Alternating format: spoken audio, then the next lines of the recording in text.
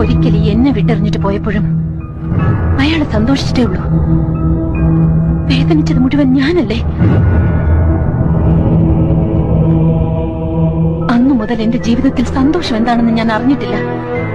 കരയാത്ത ഒറ്റ രാത്രി പോലും എനിക്കുണ്ടായിട്ടില്ല. എന്തിന് ഉള്ളു തുറന്നൊന്ന് ചിരിച്ചിട്ട് പോലുമില്ല.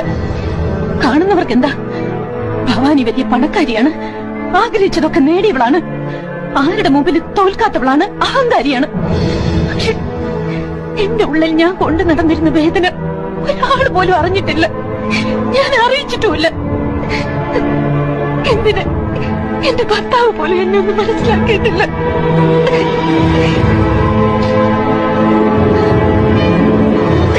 എന്നിട്ടിപ്പോ അയാള് മാത്രം ജീവിതത്തിൽ എല്ലാം നേടുന്നത് കണ്ടുകൊണ്ട് ഞാൻ അടങ്ങിയിരിക്കണോ?